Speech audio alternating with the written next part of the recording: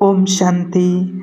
श्राद्ध के दिन चल रहे हैं, लेकिन हम बहुत सारे ऐसे कर्म कर रहे हैं जहाँ पर कई बार श्राद्ध खंडित हो जाता है और उन आत्माओं को जिनको हम सुख देने के लिए कर रहे हैं तो उनको कई बार दुख भी पहुँच जाता है हमारे कर्मों से। हम अपनों के लिए श्राद्ध कर रहे हैं। जिन आत्माओं ने हमारे घर को छोड़ा है, चाहे वो बड़े बुजुर्ग हों, कोई भी हों, लेकिन हमें ध्यान रखना है कि हमें श्राद्ध के दिनों में कौन से कर्म करने हैं और कौन से कर्म नहीं करने हैं, इस बात का विशेष अटेंशन रखना है।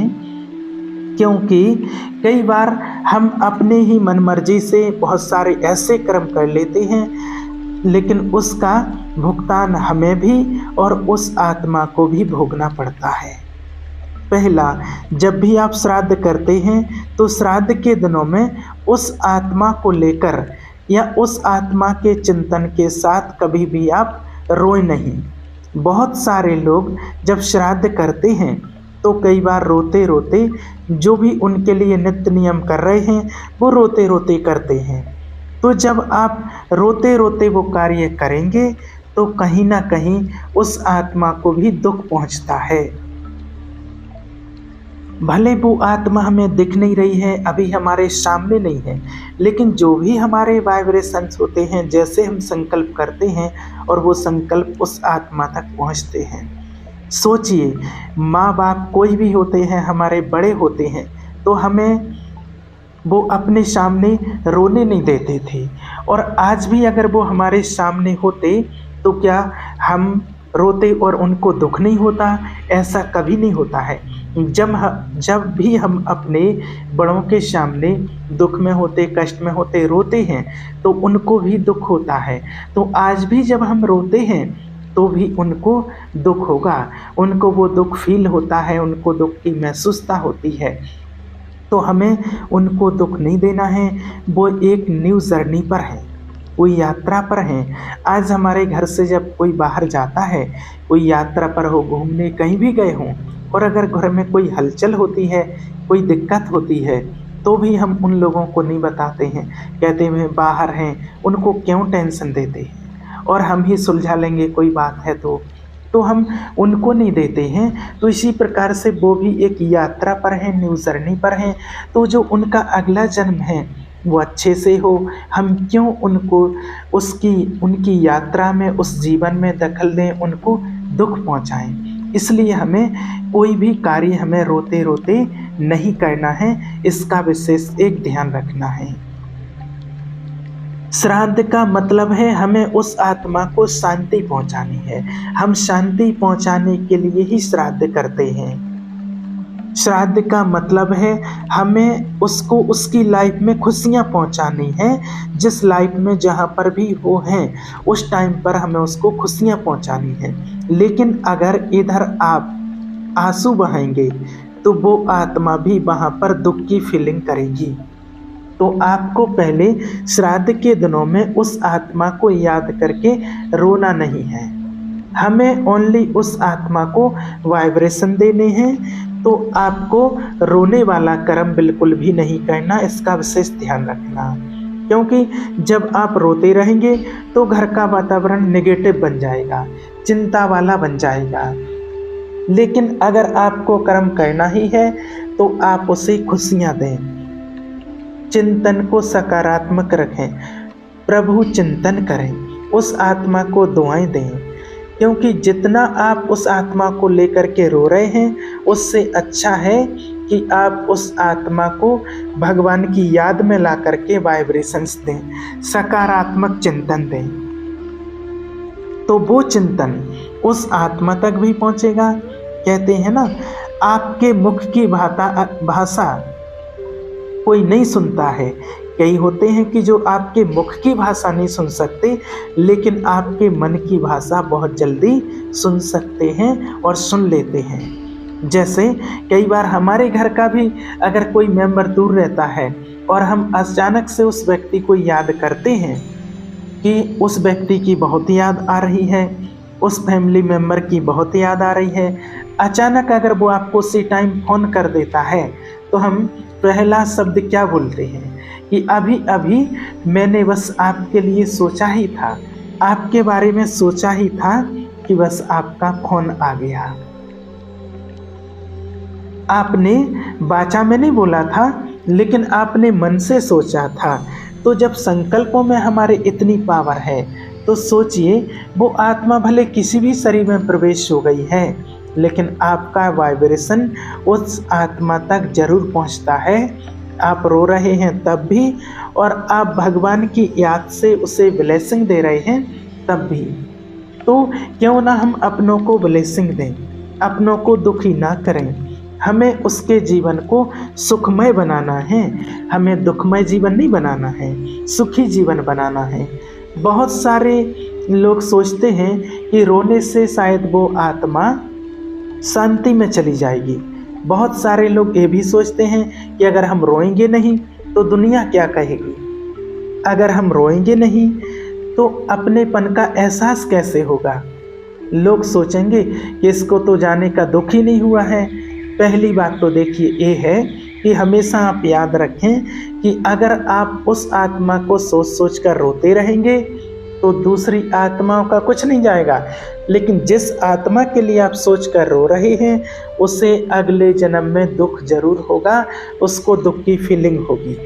उसके लिए आपको एक छोटा सा उदाहरण देते हैं। बच्चा छोटा सा होता है, बच्चा जन्म लेता है, छोटा होता है और बच्चा बहुत खुश होता है, और फिर एकदम से कई बार बच्चा रोना शुरू कर देता है। आपने देखा होगा एकदम बच्चा भी खुश है और अचानक से वो बच्चा रोना शुरू कर देता है और चुप नहीं होता है। और हम कई बार सोचते हैं इसे शायद कोई तकलीफ हो रही है, इसकी कोई तबीयत खराब है लेकिन ये बता नहीं पा रहा है। तो उसे कोई तकलीफ नहीं हो रही है, उसे तकलीफ हो रही है कि उसके पूर्व जन्मों के जो कनेक्शन से जो व्यक्ति हैं वो रो रहे हैं। वो आत्माएं यहाँ रो करके उसको सोच करके वो वाइब्रेशन भेज रही हैं। तो वो आत्मा उनके कनेक्शन में आकर के और दुखी हो जाता है। और फिर जैसे ही हम थोड़ी देर बाद उसको थपथपाते हैं, चुप कराते हैं उस बच्चे को, तो वो कई बार चुप भी हो जाता है। क्यों हो जाता है? क्योंकि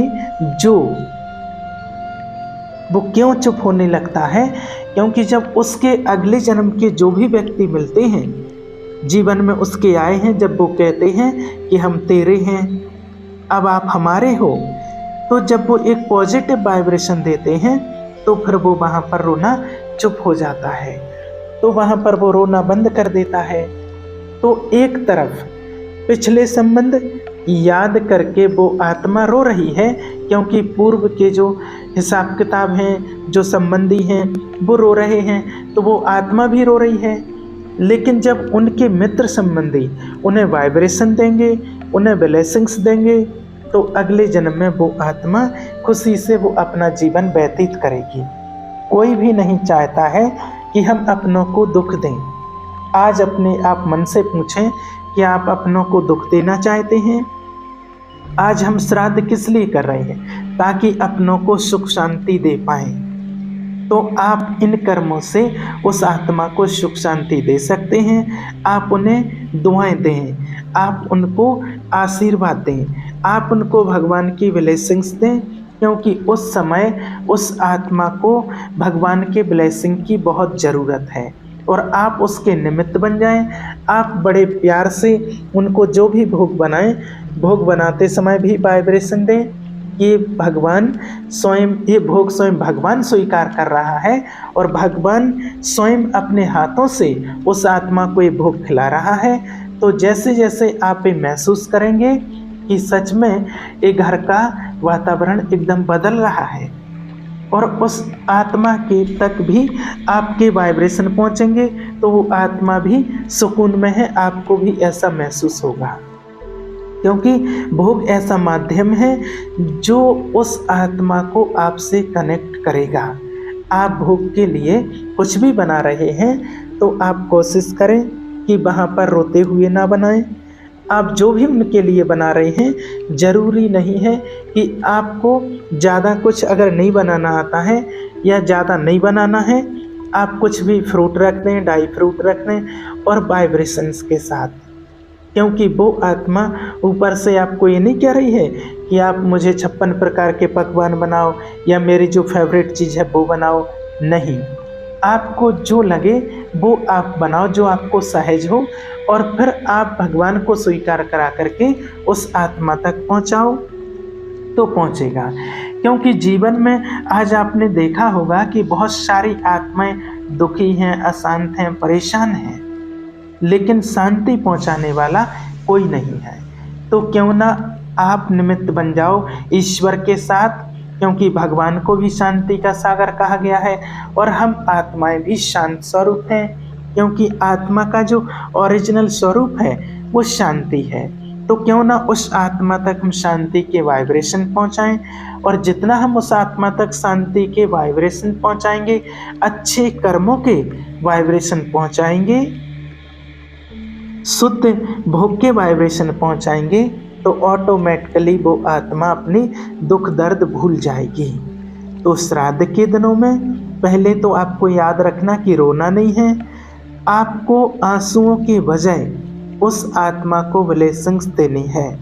अपने साथ ये वायदा करें कि मुझे उस आत्मा को रोना नहीं है, उस आत्मा को याद करके मुझे रोना नहीं है, मुझे दुख वाले वाइब्रेशन रो करके उस आत्मा तक नहीं पहुंचाने हैं, लेकिन भगवान की ब्लेसिंग्स उस आत्मा तक पहुंचानी है। उसके लिए सकारात्मक चिंतन जरूरी है। इसलिए बड़े प्यार से भगवान की याद में बैठें और उस आत्मा तक सकारात्मक चिंतन और भगवान की ब्लेसिंग्स उस आत्मा तक जरूर पहुंचाएं, तो वो आत्मा को भी खुशी होगी। ठीक है। ओम शांति।